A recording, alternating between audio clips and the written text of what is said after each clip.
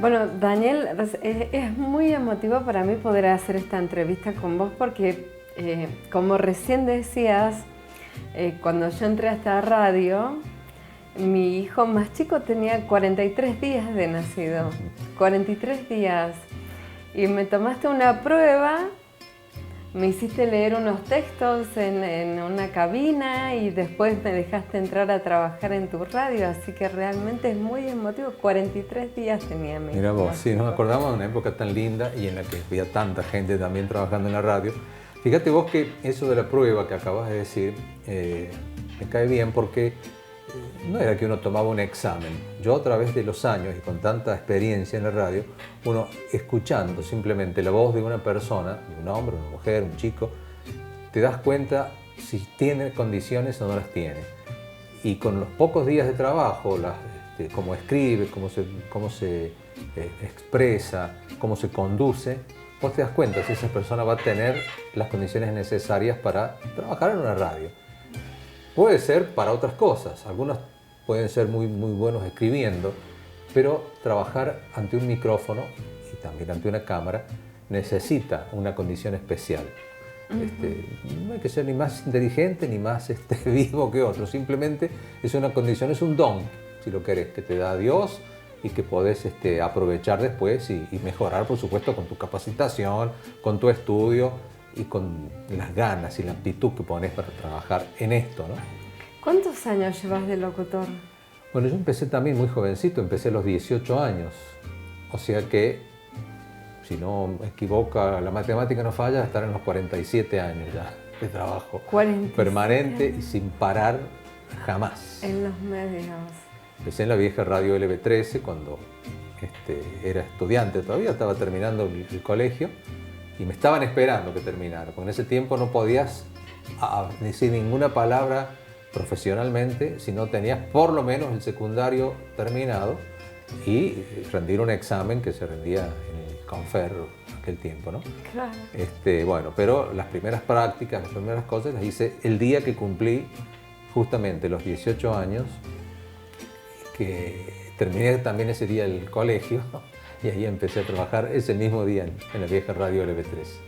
¿Cómo era la LB13? ¿Dónde estaba? Y era hermosa, estaba donde es la peatonal Rivadavia, ahora hay un banco y a mitad de cuadra, al lado del famoso Círculo Social Democrático, que era, en ese tiempo siempre fue un club social, digamos, se jugaba los dados, el truco, qué sé yo, y había un bar. Y bueno, la vieja radio era una casona que se alquilaba en ese tiempo, lo alquilaba el Estado porque era una radio del Estado Nacional, ¿no? Perteneciente a la cadena de Radio El Mundo de Buenos Aires, que tenía prácticamente una radio en cada provincia, en cada capital de provincia. Y era, bueno, era la meta a seguir. Yo, cuando era estudiante secundario, era el locutor de la escuela, por supuesto, de los actos y todas esas cosas. Así que, paralelamente, empecé a estudiar una carrera universitaria, pero que no tenía nada que ver con esto. Empecé a estudiar bioquímica. Y obviamente, terminé el primer año y dejé porque no era lo mío, nada que ver con lo que yo quería hacer. Y bueno, empecé a trabajar, como te digo, tan jovencito. Sí, ahí le dijiste a tus papás, dejó la carrera, me dedico a los medios. Sí, porque mi papá había fallecido ya, y mi mamá, que con ella vivía, y mi hermana, sabían cuál era mi vocación, verdaderamente. Yo me empecé a estudiar bioquímica porque quería tener una carrera universitaria, pero la verdad que nada que ver, no era, jamás podría haber seguido esa carrera, así que no les molestó, al contrario. Además empecé a ganar plata enseguida. Y en ese tiempo, no es como ahora, en ese tiempo el sueldo de la radio era muy bueno. Era muy bueno. Así que desde jovencito ya trabajé y al poco tiempo ya tuve un autito y me casé muy joven, por otra parte, ¿no? ¿Y cómo entraste en Radio El Mundo? ¿Qué hacías? Era la radio LB13. LB13, Granaderos sí. Puntanos, dependiente de esa cadena. Bueno, era locutor de planta. Era locutor nombrado, me nombraron enseguida. Cumplí un horario, un turno, que no era fijo, eran turnos rotativos. Y éramos varios locutores que realmente, yo siempre lo destaco, LB13 era una verdadera escuela porque, claro, era la única radio. Entonces el que entraba era muy seleccionado. Eran gente que tenían realmente condiciones, no solamente ganas, ¿viste? Porque hay que tener ganas también, pero condiciones para ingresar. Y bueno, ahí había un jefe de programas, que es don Nemesio Lucero, a quien quiero muchísimo, que fue mi maestro realmente, y que bueno, me hizo la primera prueba, y después de un tiempito uno ya rendía su primer examen en Buenos Aires, en el ISER, que es el Instituto de Enseñanza Radiofónica. Rendí un primer examen para, te decían, locutor transitorio, te decían. Y ya al cabo de un año ya tenías que estudiar varias materias, y es como que íbamos a rendir libre después. Sí. Y ya te daban el título de locutor provincial, rindiendo 5 o 6 materias que eran las específicas que había para eso.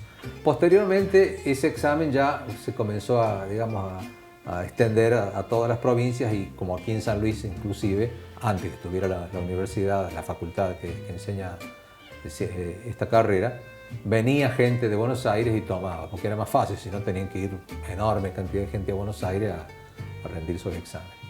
Bueno, pero el mío fue así, y no solamente el mío, sino de todos mis compañeros. Los nombres de aquella gente, por supuesto que ya estaba Patricia Funes, estaba Santiago Bonfiglioli, que son los dos decanos realmente que algunos todavía hacen. Patricia dejó, pero Bonfiglioli todavía hace su programa. Y bueno, Eduardo Di Sisto, Aldo Federico Báez, Mar Ramón,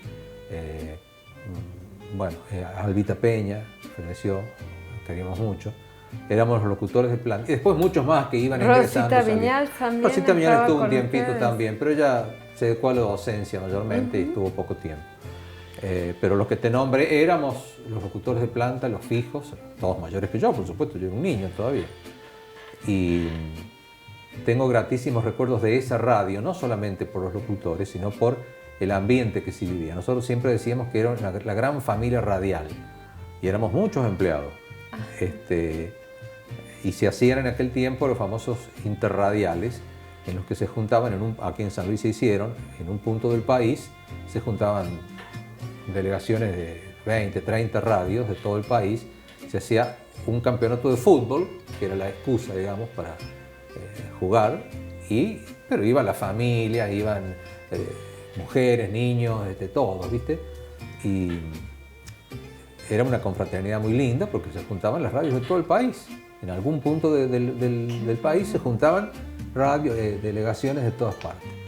Y bueno, eso era un ambiente diferente. No era tan competitivo, no había con quién competir, era la única radio que había. Y había un solo canal. Yo enseguida empecé a trabajar en las dos cosas, ¿no? Pero me imagino la exigencia también, ¿no? Porque vos hablabas de tu maestro Nemesio Lucero. Sí. O sea, y lo nombrabas como un maestro, pero ¿como un maestro en qué, por ejemplo? ¿Qué te hacía? Sí, tengo que hacerte algo primero, un maestro de la vida, porque charlábamos horas. El hombre ya mucho mayor que yo, todavía es un hombre ya viejito, pero tenía esa sabiduría popular, esa del vivir, ¿viste? Y solamente hablar. Yo siempre dije, no, acá no hay que ser maestro de nadie. Yo he tenido, así entre comillas, muchos discípulos. Yo diría que todos, los más viejos y conocidos, alguna vez trabajaron conmigo. Pero, y vos te has visto, yo no soy de andar enseñando, che, tenés que decir esto, hablar así. Puedo dar alguna indicación, ya en este caso últimamente como jefe, pero como compañero, ya con experiencia, uno vuelca sin querer su experiencia.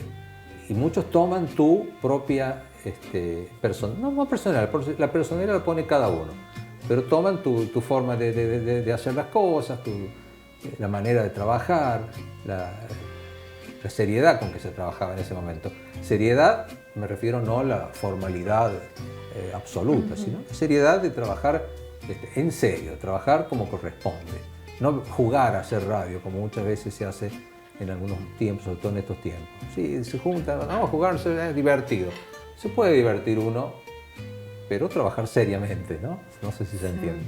Sí, se entiende también como que en ese tiempo ser locutor era como algo de mucho orgullo pertenecer y lograr ser locutor de una se llegaba, radio. No diríamos que éramos como el artista del pueblo, porque éramos gente común que nos codeábamos y salíamos y hacíamos las cosas que hace cualquier persona, pero tenías un reconocimiento especial, porque, te repito, sobre todo en esos tiempos en que había muy poquitos medios. Mi cara también era la cara de la televisión, porque era el que hacía el noticiero a la mañana, a la tarde, y con los otros compañeros, por supuesto, pero era la cara de la tele. Y llegaba a un lugar y decía, llegó la televisión, te decían. Claro. Además de mi actividad como publicista, ¿no es cierto? Que ya en aquellos tiempos comencé, a visitar a algún cliente, a alguien, y te reconocían por eso. Era muy lindo, muy divertido. Yo siempre fui un poco tímido, no en el sentido de que no era expansivo, así, bueno. Yo de bajo perfil, digamos, nunca tuve un perfil alto de tener una personalidad así como hay otros, ¿no? Pero me servía, por supuesto, muchísimo para poder haber trabajado, bueno, todos estos años, y lo sigo haciendo y no creo que vaya a parar todavía.